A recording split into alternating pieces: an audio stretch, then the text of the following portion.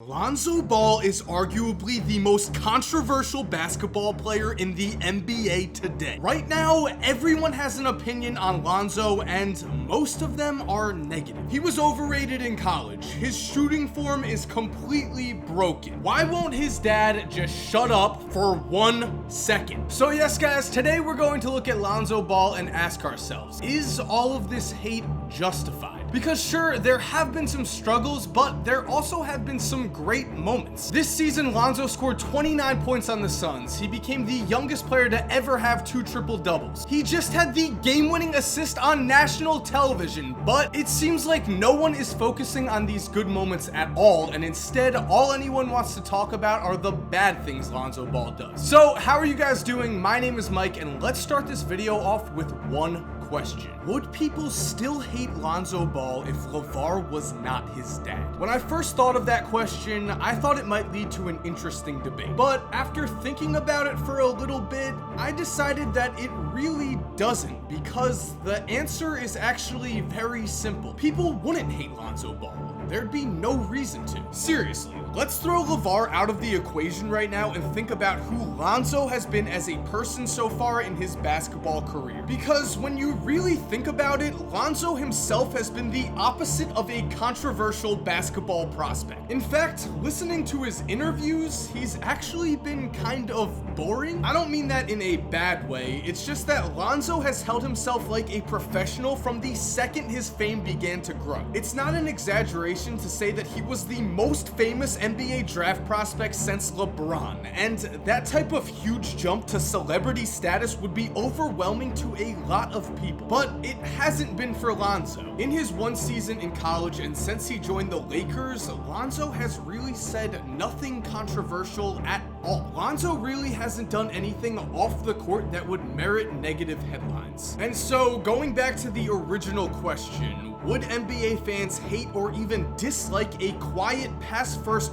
rookie point guard with an incredible basketball IQ who has a history of leading his teams to winning seasons? No, they wouldn't. In fact, I'd say fans would love that type of prospect. Which is why we need to keep in mind that it's LeVar who can't keep his mouth shut. It's LeVar who has been at the center of every controversy that involves Lonzo, and it's LeVar that has put a target on his oldest son's back. Lonzo didn't ask for any of this. With all of this said though, on the court it's been no secret that Lonzo has gone through some serious growing pains as a rookie. And because he's basically been living his life under a microscope, Lonzo's struggles have been so well documented that reporters have begun to ask NBA stars what they think is wrong with Lonzo, which led to Steph Curry saying this. He's a rookie. He's going through the ups and downs like every rookie. Whether you're highly touted or not, it's all a learning experience and trying to find your way and be comfortable. I've always said I know he's a great talent. Hope you didn't judge me off my first 20 games in the league either. I've gotta say, Steph brings up some excellent points, because normally 20-year-old rookies in the NBA are not expected to walk onto the court and dominate players who are 10 years older than them. Rookies are normally expected to make a lot of mistakes before they adjust to the fast-paced NBA game. To show you what I mean, let's take a look at how several future NBA Hall of Fame point guards played in their rookie seasons. Now, keep in mind that right now, Lonzo has played in exactly 25 games and is averaging 8.6 points, 7.1 assists, and 6.8 rebounds a game. So, comparing those numbers to NBA legends, as a 22-year-old rookie, Steve Nash put up 3.3 points, 2.1 assists, 1 rebound, and shot 42% from the field. He still finished as a 2-time MVP. Looking at Gary Payton, another 22-year-old rookie, the Glove finished his first year averaging 7.2 points, 6.4 assists, and 3 rebounds a night. Worse than Lonzo, but Gary's still in the Hall of Fame. And looking at Jason Kidd, the player everyone loves to compare Lonzo to, we see that in Kidd's first 25 games, he put up a very similar 9 points, 8.1 assists, and 6 rebounds a night, and shot just 34% from the field. Kidd would go on to finish his rookie year with an improved 11.2 9.7 points, 7.7 assists, and 5.4 rebounds a game before becoming one of the best point guards the NBA has ever seen. Finally, wrapping this all up because I'm sure you get the point by now, Steph Curry, the man we just heard from, averaged just 11.2 points, 4.6 assists, and 3.3 rebounds a game in his first 25 games. Then, after he adjusted to the NBA, he finished his rookie season on a tear and massively increased his stats to 17.5 points, 5.9 assists, and 4.5 rebounds a game. So you can see where Steph is coming from here. The first 25 games of a rookie point guard's career can prove to be pretty meaningless because, again, it's very hard to make the transition to the NBA, especially for a point guard. Just last year, Lonzo was playing against college kids, and now he's playing against grown men like Patrick Beverley who are determined to make his life a living nightmare, which to me means that Lonzo is supposed to be having a hard time right now, especially when you consider the ridiculous pressure that the media has put on him. But because he's Lonzo Ball and because the media has hyped him up so much,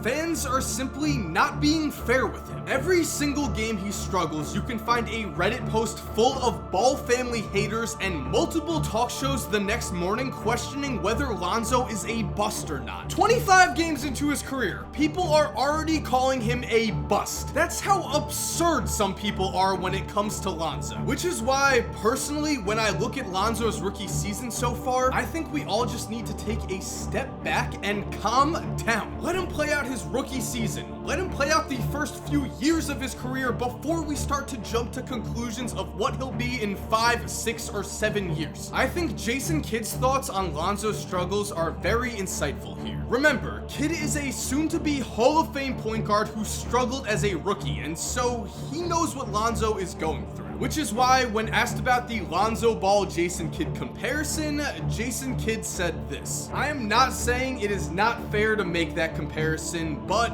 it is too early. Let him get some games under his belt. I truly think he is talented. Today, we want everything microwaved. We want everything overnight, or we want it Googled. We want to see the answer now. We want the answer now." I had to quote J. Kidd on that because I couldn't put it any better. Right now, with the rise of social media and everything that comes with social media, we've become fans that react way too much to one game, and it seems like we never learn. Just think back to the 2016 playoffs, where the Spurs dominated the Thunder early on and everyone wrote off OKC. The Thunder would go on to win that series. Then they played Golden State in the Western Conference Finals and jumped out to a 3-1 lead, which meant that everyone wrote off the Warriors. Of course, the Warriors would go on to win that series, and then it was Golden State who took a 3-1 lead over the Cavs in the finals, and of course, after everyone said the Cavs had no chance to win, it was LeBron and the Cavaliers who won the 2016 NBA championship. What this should tell us is that we love to react to stuff way too much when it's in the moment. That's what's happening with Lonzo right now. Everyone is judging these first 25 games way too much, and people are simply not thinking about the big picture. So I ask you, please, not only with Lonzo, but with every rookie and really every NBA situation, remember that things change fast in this league. Teams adapt to opponents' game plans. Young players adjust and begin to figure things out. So try not to write off guys like Lonzo too fast. With all of this in mind though, this is a channel that looks at both sides of any basketball story, so I think we have to look at exactly why Lonzo has had a hard time this season. When it comes down to it, I think Lonzo's game right now has 3 major problems. The first and most underrated problem is that right now he is nowhere near strong enough to dominate NBA games. Being completely honest here, Lonzo is a twig,